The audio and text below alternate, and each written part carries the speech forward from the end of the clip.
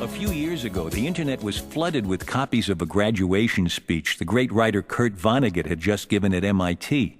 It spread across the country in a few hours. It was quoted everywhere. I'd like to read some of it to you. Wear sunscreen. If I could offer you only one tip for the future, sunscreen would be it. The long-term benefits of sunscreen have been proved by scientists, whereas the rest of my advice has no basis more reliable than my own meandering experience. I will dispense this advice now. Vonnegut went on to give them earnest advice like, don't be reckless with other people's hearts. Don't put up with people who are reckless with yours. He also urged them to floss and stretch. Be careful whose advice you buy, he said. Advice is a form of nostalgia. Dispensing it is a way of fishing the past from the disposal, wiping it off, painting over the ugly parts, and recycling it for more than it's worth. But trust me on the sunscreen.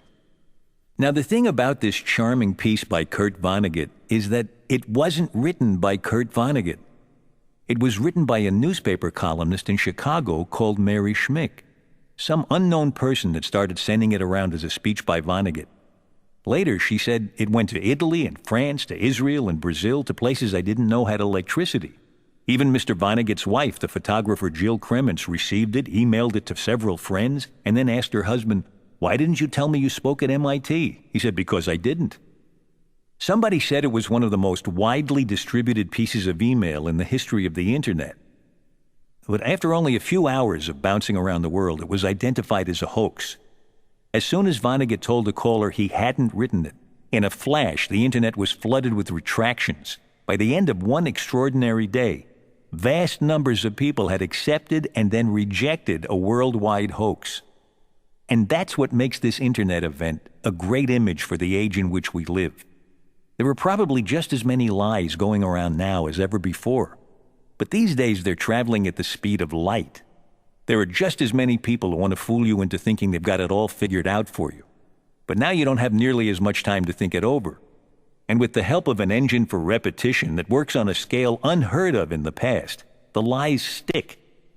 People are still sending around this talk thinking it was written by Vonnegut. I was sent a copy just last week. It's a delightful piece of writing, but if it's presented as if it were written by someone other than the person who wrote it, it steals that person's good name and gives itself a certain credibility before it has a chance to earn it honestly. So as good as it is, it's a cheat, at least in the way it's offered to us. So you may be thinking, big deal. It's just a few good jokes. But think about it. It could be selling you anything. It could be a cult religion that could separate you from friends and family, or a quack medicine that could leave you paralyzed, or bogus political information that causes you to elect a numbskull to the presidency. God forbid. Being able to know what's true and what's a lie is more urgently needed these days, and a lot harder to do than ever before. Now, more than ever, you need the wisdom of a trusted parent, partner, or friend to remind you of what counts. Now, more than ever, you need to know who you are and what you believe in. Who you are is a tough one, because most of us have many people inside us. But in your finer moments, you aspire to things that make sense in the long run. Even while you're enjoying a momentary distraction, somebody in you knows that down the road there's going to be something that will take some hard work, and that when it comes your way, you won't be able to wing it. You'll have to be prepared. That's the somebody who's the best and smartest you.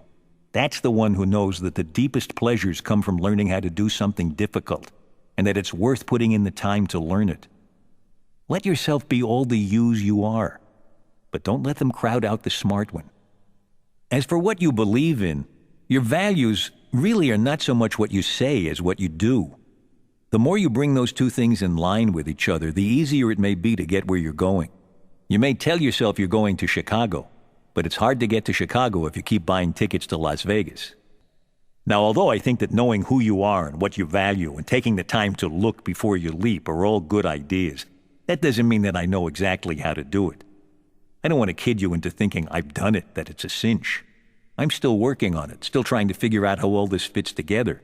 But this is what I aspire to, and I thought I'd pass it on.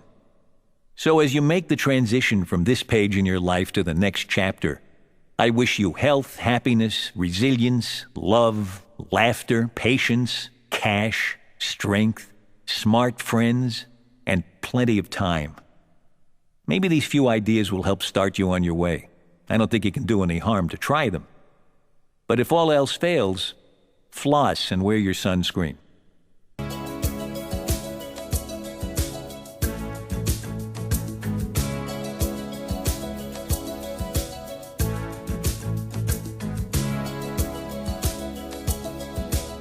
I hear the drums echoing tonight, and she hears only whispers of some quiet conversation.